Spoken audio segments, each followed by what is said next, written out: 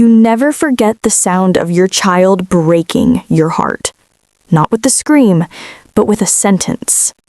That evening, my daughter stood by the kitchen counter, phone in her hand, eyes cold with indifference. She didn't look up when she said it. "Mom, you don't need to worry about anything else. You're just my wallet." The room went still. The clock ticked once. Didn't even that sound felt cruel. I wanted to laugh, to ask if she was joking, but she wasn't. Her tone was flat, emotionless, like she was talking about a stranger, not the woman who raised her. I stood there frozen, hands still wet from washing dishes, heart heavy with 1,000 memories. The scraped knees I kissed, the late-night stories whispered under blankets, the birthdays I worked double shifts to afford. And now, none of it mattered. She gathered her things, murmured a casual, "Thanks, Mom," and walked out, leaving the smell of rain and the sound of her silence behind. I sat down at the table, staring at her untouched tea, and whispered to the empty room, "If love is a transaction, then maybe I've already overpaid."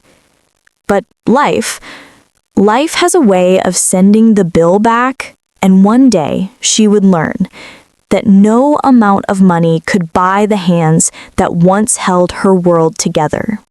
Hi, my name is Margaret Lewis, and I live in a small house on the quiet side of Charleston, South Carolina, a house that once echoed with laughter and now only hums with the sound of a ticking clock and an aging refrigerator. Before I begin, I want to ask you something. If you've ever loved someone so deeply that you forgot how to love yourself, if you've ever been used, forgotten, or replaced by your own child, then please like this video, subscribe, and tell me where you're watching from. Because maybe, just maybe, my story will feel a little like yours. I wasn't born with much, but when I became a mother, I promised myself my daughter Sophie would never go without. Her father left when she was 8, and from that day on, I carried the world on my shoulders, working 2 jobs, smiling through exhaustion, counting coins while telling her we were rich in love. She used to believe me. Back then, she would crawl into bed beside me and whisper, "Mom, when I grow up, I'll buy you a house so big, you'll never have to work again." And I'd laugh softly, brushing her hair back. "Sweetheart, I don't need a big house. I just need you to always come home." But children grow, and love changes shape. Phone calls became text messages became silence. And that bright little girl I raised became a stranger who saw affection as an obligation and gratitude as currency. The first time she asked for money, she said, "You're the only one I can rely on, Mom." The 5th time, it became, "You should help me, Mom." By the 10th time, there wasn't even a please. And I gave, every single time. Because a mother's heart doesn't break in one moment. It cracks slowly, each time she convinces herself that love means never saying no. But the truth? Love given without boundaries turns into fuel for entitlement. And one day, the same love you poured out will be used to drown you. That night, the night she called me just a wallet, I looked around my kitchen and realized I had raised her with full plates and an empty mirror. I taught her generosity, but forgot to teach her value. I gave her comfort, but never showed her cost. Now, every quiet evening in this house reminds me, you can survive being unloved, but being unseen by the one you love most, that's what truly breaks you. Still, if life has taught me anything, it's that heartbreak doesn't mean the story is over. Sometimes it's where the healing begins. I still remember the way her laughter used to fill every corner of our small home. The kind of laughter that made even unpaid bills and sleepless nights feel worth it. Back then, we didn't have much. Just a one-bedroom apartment, second-hand furniture, and dreams that barely fit inside it. But loves made the walls feel wider. When Sophie was little, she used to sit on the counter while I cooked, her tiny feet swinging as she said, "Mom, when I grow up, I'll buy you everything." I'd smile, wiping flour off my hands and teasing, "Everything, huh? Even time?" She'd nod seriously, because in her little world, love fixed everything. And in mine, she was right. Every morning, I woke before sunrise, hands raw from cleaning, eyes burning from lack of sleep, but I'd still pack her lunch, braid her hair, and tell her she could do anything. Even when I couldn't afford the permission slip for her school trips, I'd find a way. Sometimes that meant skipping dinner so she wouldn't have to skip a memory. When she turned 12, she wanted a pink bicycle, the one all her friends had. I couldn't buy it, so I found one at a thrift store, rusty, dented, unloved. I spent nights after work repainting it, replacing the chain, polishing the handles until my fingers blistered, and when she saw it that morning, her face lit up like the sunrise. "You fixed it, Mom." "No," I whispered, smiling through tears. "You were always worth fixing for."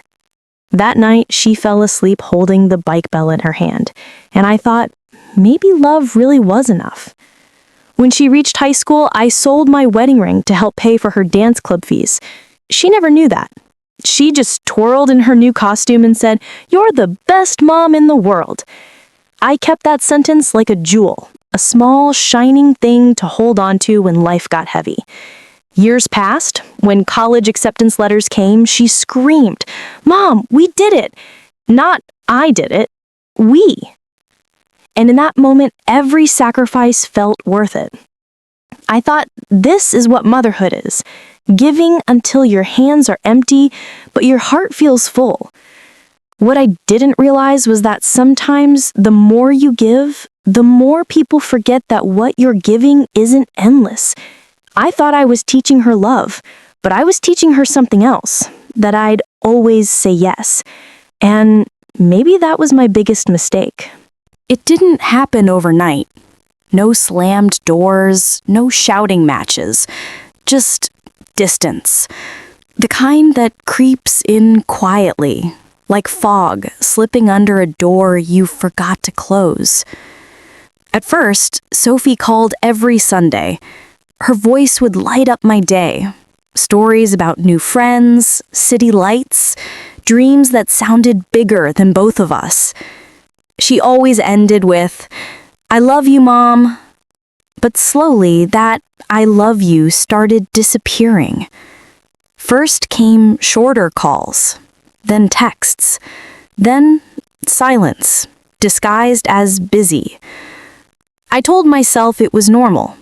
Kids grow, lives expand, mothers wait. That's what we do, isn't it? We wait.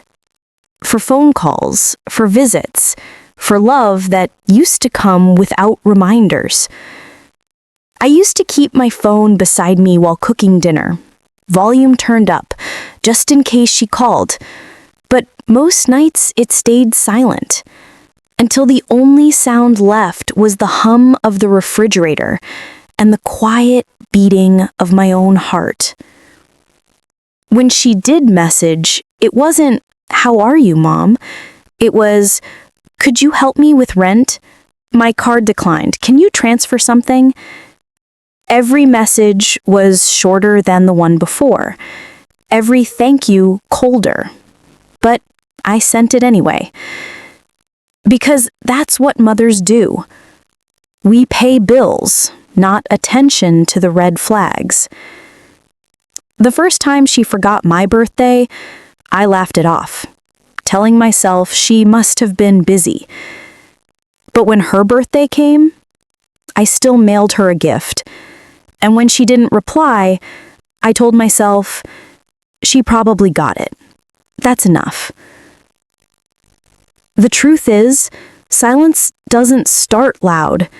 It starts with small absences that you excuse, until one day you wake up and realize you've been talking to memories, not a person.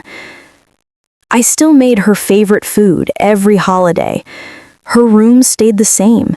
Pale pink walls, soft lavender scent, the old stuffed bear she couldn't sleep without as a child. It wasn't for nostalgia, it was for hope.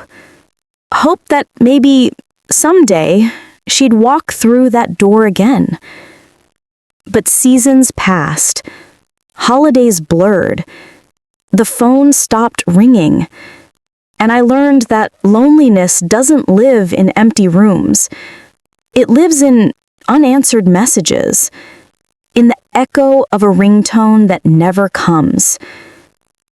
I started whispering goodnight to her photo, the one from her 10th birthday, frosting on her cheek, missing tooth, eyes full of love.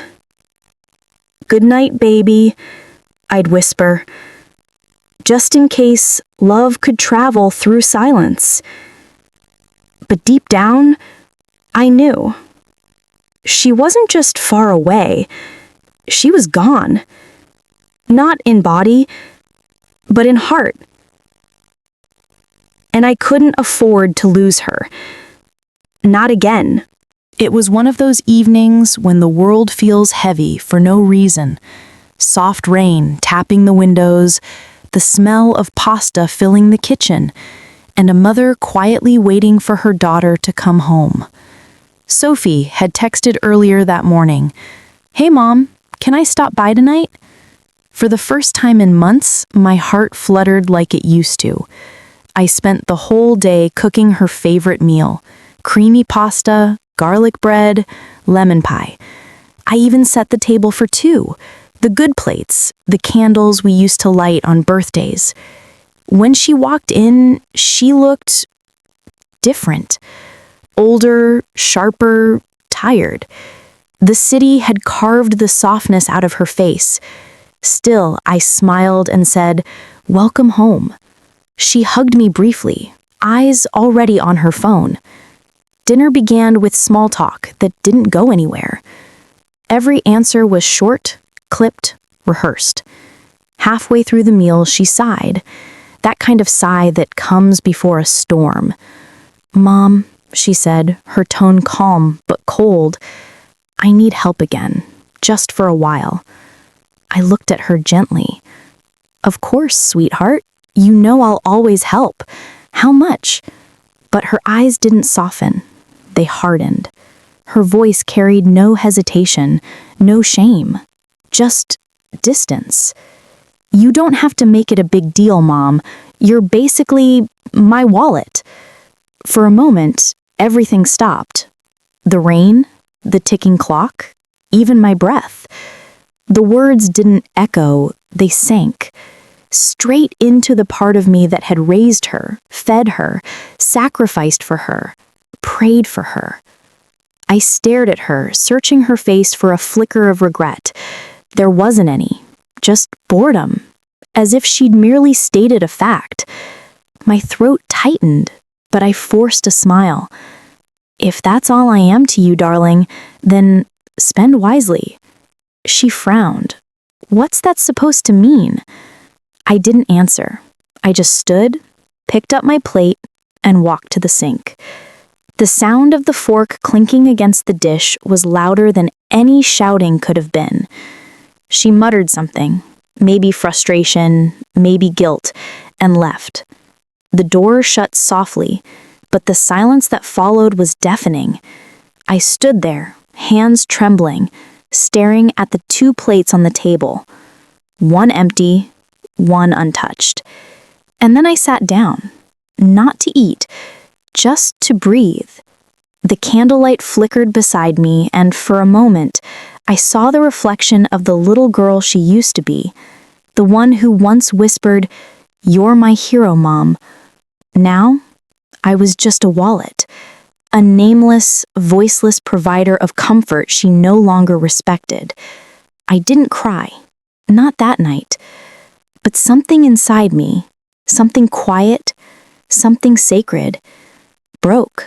The morning after she left, the house felt different. Not empty, just hollow.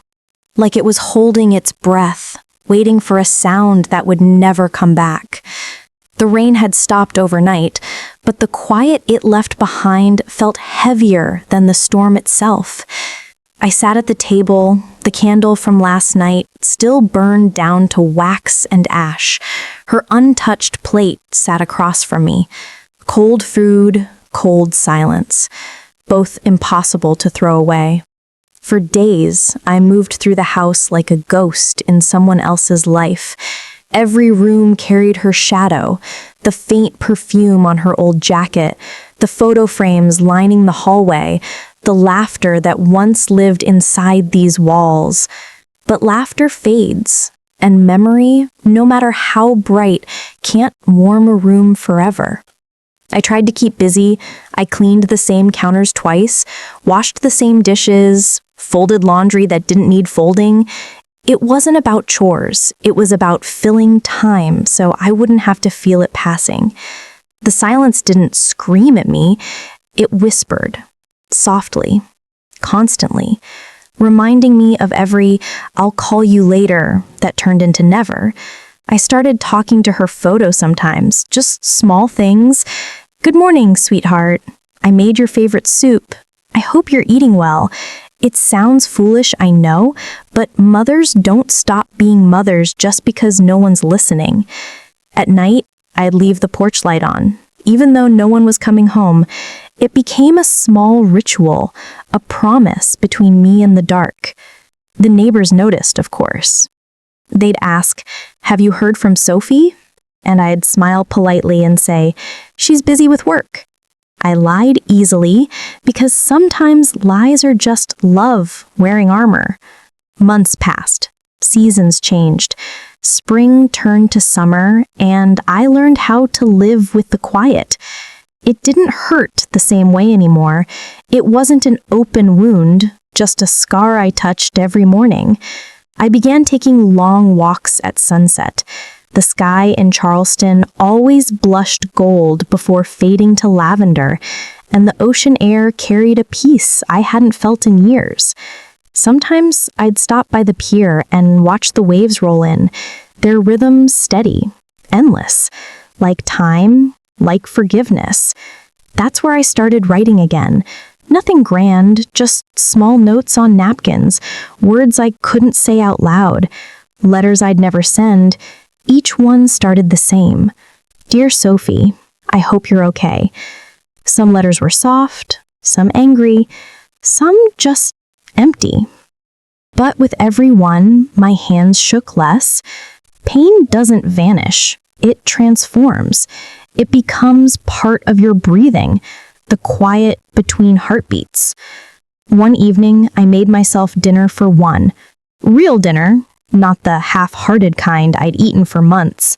I lit a candle, put on her favorite old record, the one she used to sing along to in the kitchen, and for the first time since she left, I ate slowly. I tasted every bite, not because I wasn't lonely, but because I was learning to be okay with it. I looked around the house, at the chair she used to sit in, the pictures on the walls, the wind chime by the window still swaying with the breeze, and I realized something simple. Life hadn't stopped. I had. It hit me softly, like sunlight sneaking through curtains after a long night. I wasn't angry anymore, not at her, not at myself, just done carrying the weight of a love that refused to be seen. That night, before bed, I stood by the window and whispered, "Wherever you are, Sophie, I still love you." And for the first time in months, the silence didn't echo emptiness. It felt gentle. It felt like peace, fragile, but real. Because maybe silence isn't punishment. Maybe it's the sound of God giving you space to remember who you were before you started begging for someone else's love. It had been almost a year. A year since the night she called me just a wallet. A year since my house learned how to echo without her voice in it. I had built a rhythm out of the silence. Morning coffee, quiet prayers, long walks by the ocean. Life had become simple, small, and peaceful in a way that only heartbreak could teach. The kind of peace that doesn't come from happiness, but from surrender. It was a Tuesday evening, rain drizzling against the windows, the smell of chamomile tea filling the air. I was knitting by the window, half listening to the soft hum of an old record, when my phone lit up. The name on the screen made my heart stop. Sophie Yellowed. For a moment, I just stared at it, frozen between the urge to answer and the fear of reopening a wound that had finally stopped bleeding. My hands trembled as I reached for the phone. When I finally whispered, "Hello?" the voice on the other end wasn't the confident, distant woman I remembered. It was small, familiar, and broken. Mom. Just that one word, and every wall I'd built in a year collapsed. Mom, I didn't know who else to call. Her voice cracked, the kind of crack that comes from holding pain too long. I could hear cars in the background, muffled sobs, and something in me, the part that promised I'd never pick up again, began to shake. "What happened, sweetheart?" I asked softly. There was a long silence. Then, through tears, "He left, Mom. He took everything. I have nowhere to go." My breath caught. Her words hung in the air like confession and consequence all at once. "I thought I was doing everything right," she said, voice trembling. "I wanted to prove I could live without help, without you, and now I can't even live."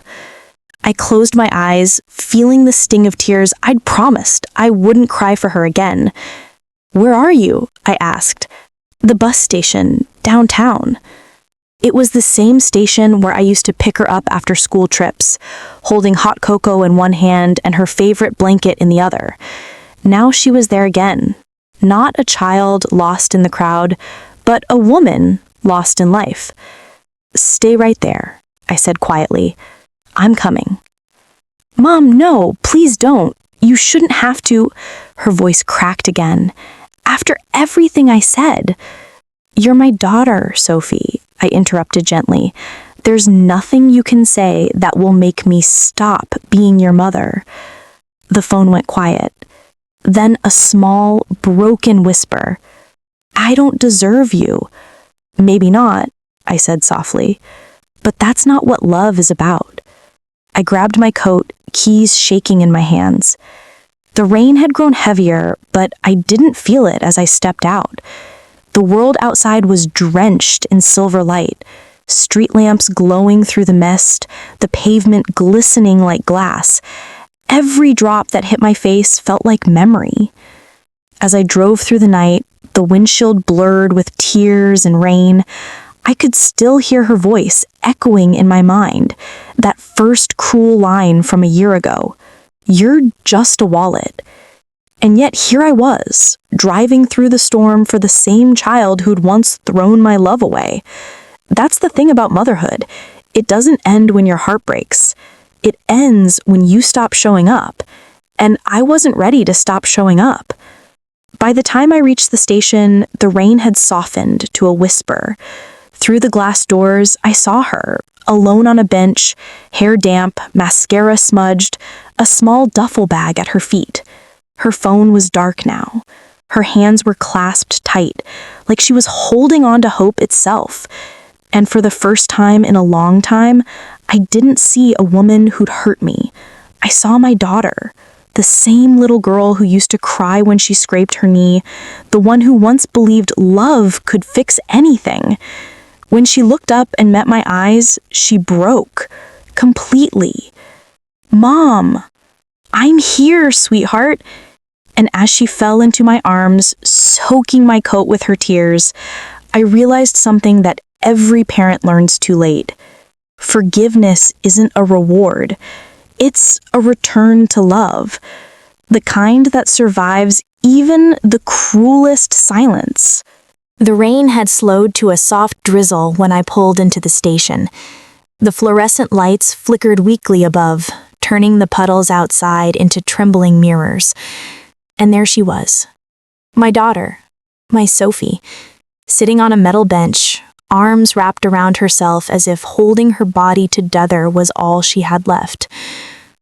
Her hair clung to her cheeks, her eyes red from crying, her duffel bag small enough to tell the story of how fast her life had fallen apart.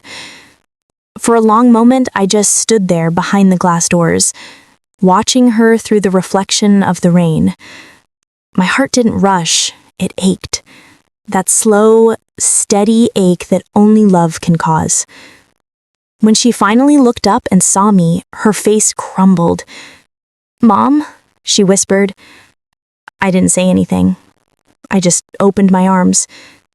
She hesitated, just for a heartbeat, and then she ran. Not the way she used to as a child, full of joy and noise, but like someone escaping a storm. She crashed into my arms, and for the first time in a year, I held her again.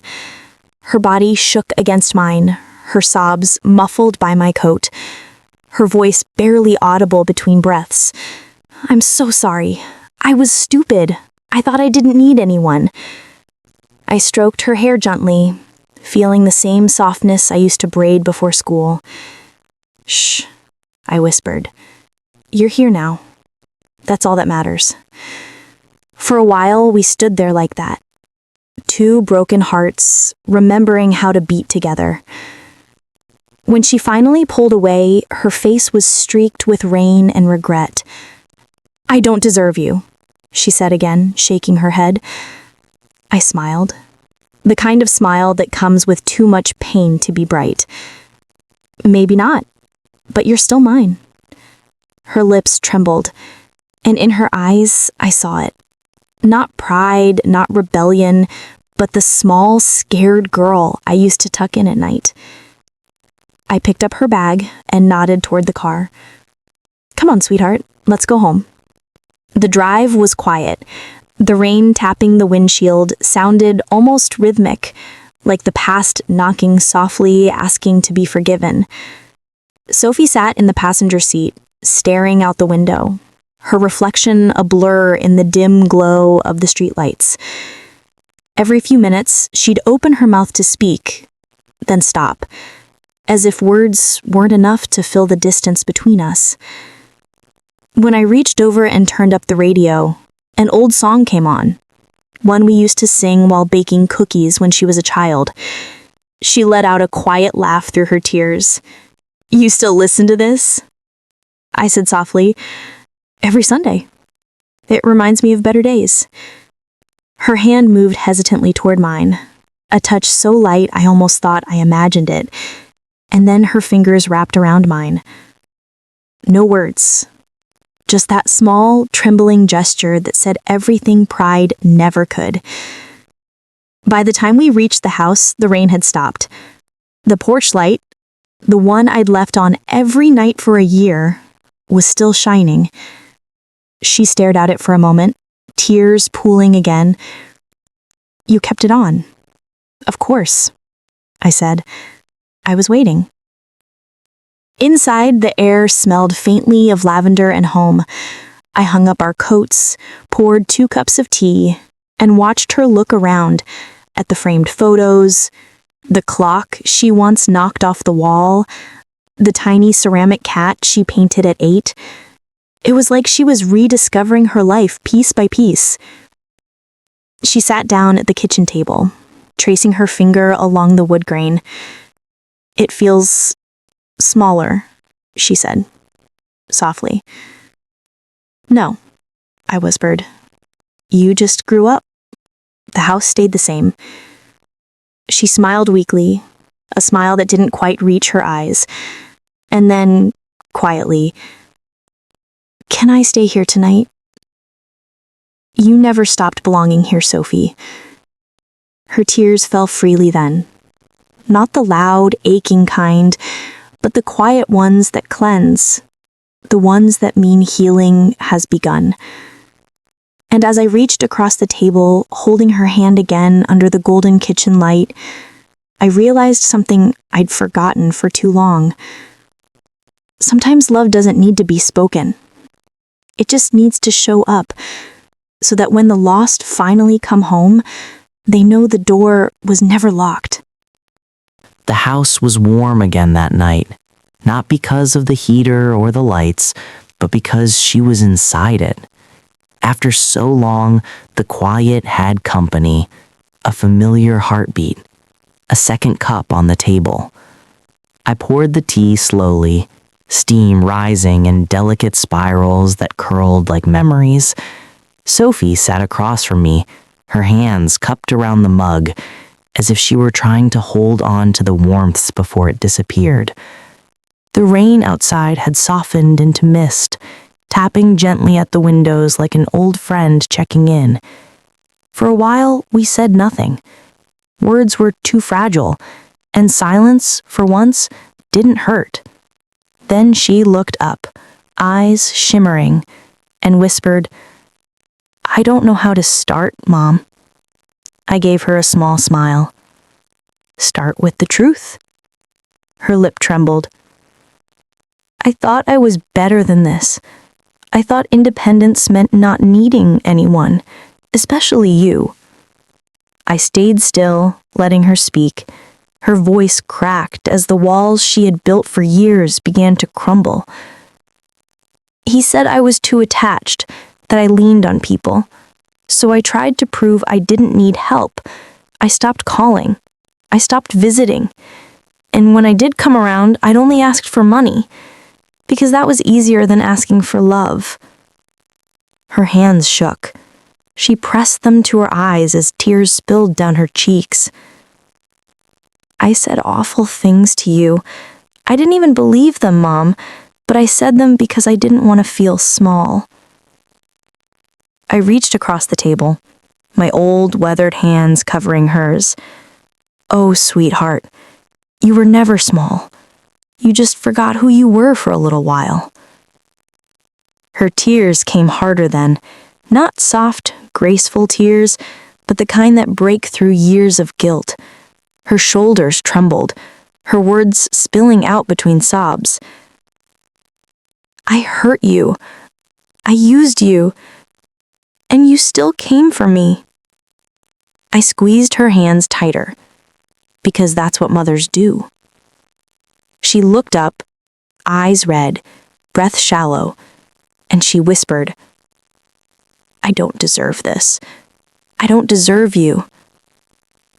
And I said it then, the line that had lived in my heart for years, waiting for the right moment to be spoken.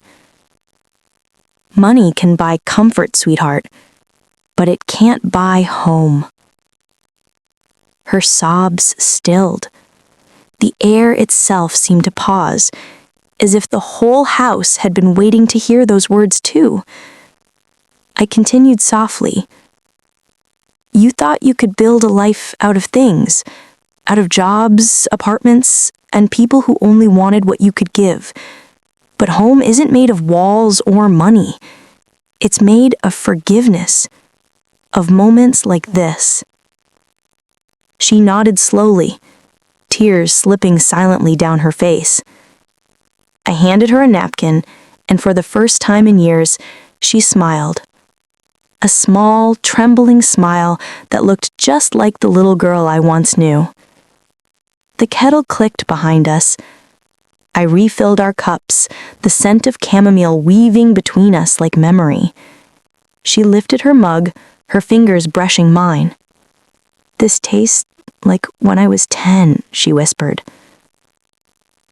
"That's because love doesn't expire," I said.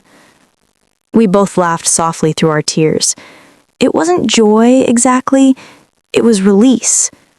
The kind that only comes when two people stop pretending they were ever enemies. Later, as she curled up on the old sofa with a blanket around her shoulders, I watched her from the doorway.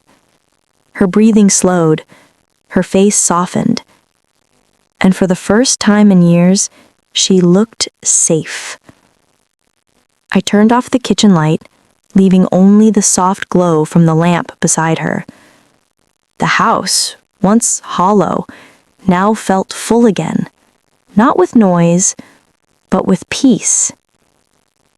Before heading to bed, I whispered into the dim room, "Welcome home, sweetheart."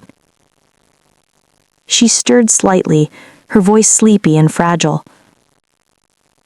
"I never should have left." I smiled to myself, eyes glistening. "You were always coming back. Some journeys just take longer than others." And as I closed the door halfway, the wind outside brushed against the windows, no longer haunting, but humming. It sounded like forgiveness, like a home that had finally remembered how to breathe. Morning came softly, the kind of morning that doesn't rush in, but tiptoes through curtains, bringing light so gentle it almost feels like an apology for the night before. The rain was gone, the air smelled like new beginnings, and for the first time in what felt like forever, the house didn't feel too quiet. I walked into the living room, and there she was, Sophie, still asleep on the couch, the blanket pulled up to her chin, the same one she used to wrap herself in after nightmares. Her face was peaceful now, no makeup, no armor, just the girl I used to know. The kettle began to hum in the kitchen, a familiar sound that once meant routine, now meaning home. I poured 2 cups of tea, though she was still sleeping, because some gestures never stop meaning I love you, even when no one sees them. I stood there, watching her, and the memories came. All the years that had hurt, the words that had broken me, and the long months when silence felt like a stranger I had learned to live with. And yet, here we are. Life doesn't give you back what you've lost. It gives you a chance to look at it differently. When Sophie finally woke, she blinked against the sunlight, then smiled, soft, uncertain, like someone relearning how to be gentle. "Morning, Mom." I smiled back. "Morning, sweetheart. Tea's ready."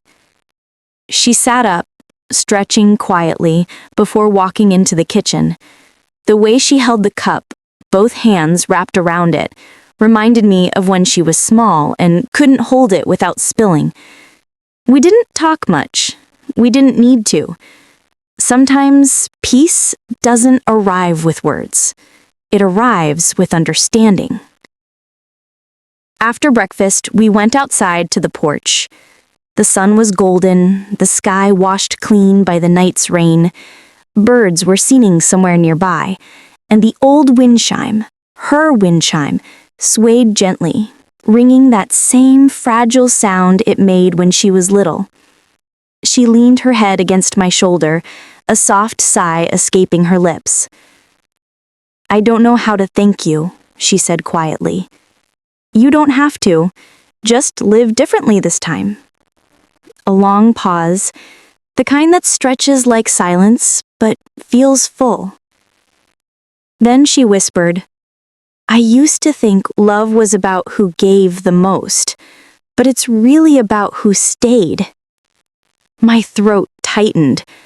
Sometimes staying is the hardest part, but you came back. That's what matters. The light shifted as clouds moved overhead, and for a moment, I thought about the younger version of myself, the woman who cried at an empty kitchen table, who kept a porch light on for a daughter who might never return. That woman had loved fiercely, but she had also forgotten that love wasn't meant to be one-sided. Now I understood.